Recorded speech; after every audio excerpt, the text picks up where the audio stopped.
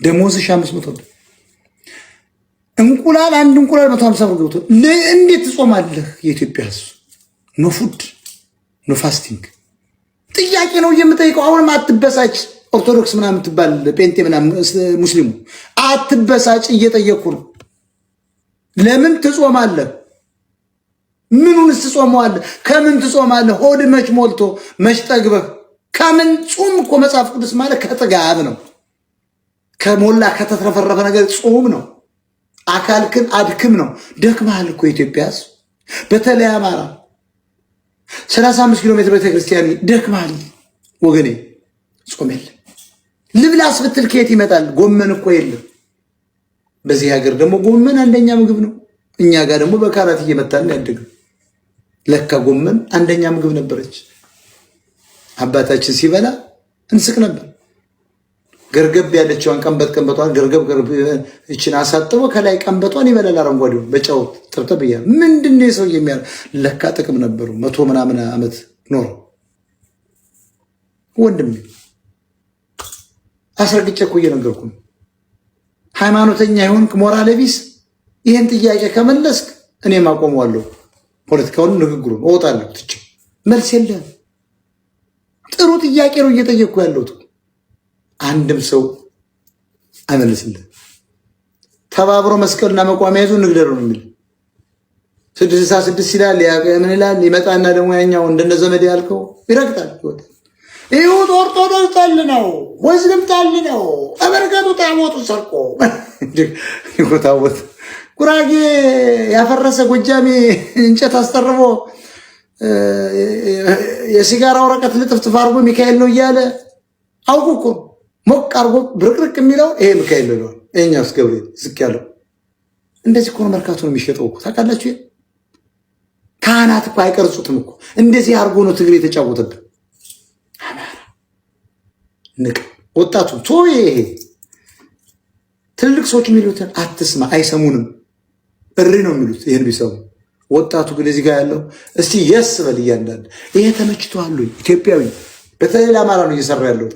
ተመችቶሃል ወይ? እስኪ ጻፍልኝ።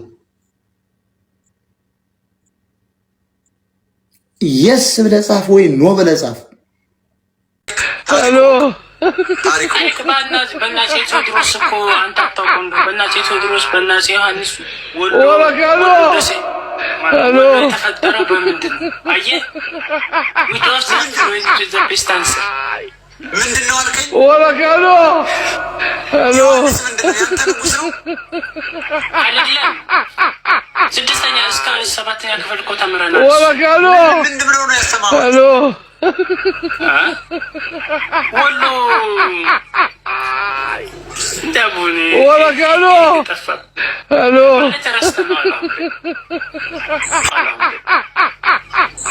ወያኔ ያያችሁ አማራ እንዴት እንዳለ ወለካሎ እሱ ጋር ማይገናኝ ሲነግሩት አይሰማም እንዴ? እና ለዚህ ለእናንተ ነው የምታገለው ማለት ነው። ወለካሎ አማራ ወሎ ማለት ኦሮሞዎችኛ ይሄ ግራኛ አህመድ ምናምን የሚባለው ስንዋጋ በጎን መጥተው እስከ ጎጃም ድረስ ገብተዋል። እስከ ይልማናና ዴንሳ።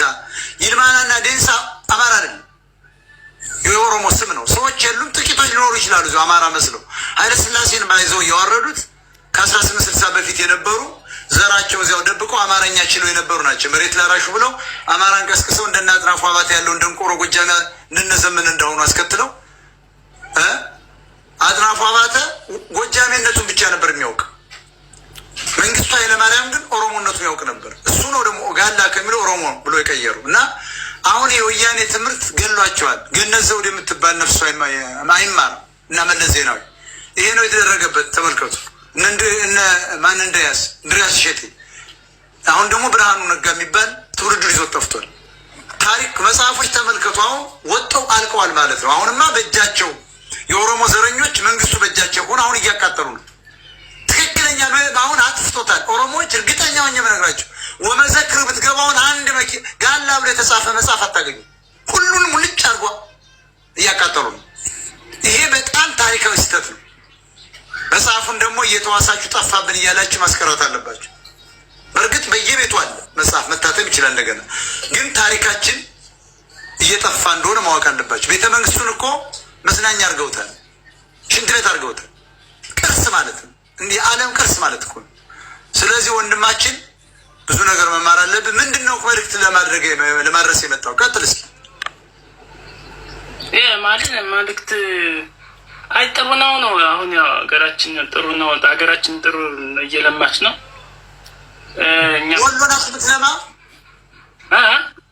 እየለማች ነው ማለት እኛ ማለት የበኩላችን አስተዋጽኦ እያደረግን ነው። አሁን ባለው እኛ በቻልነው እንግዲህ እያደረግነውን እያደረግን ነው ካለን ነው እውቀትና እንትን አንጻር ማለት ማን ያስተማረን ነው።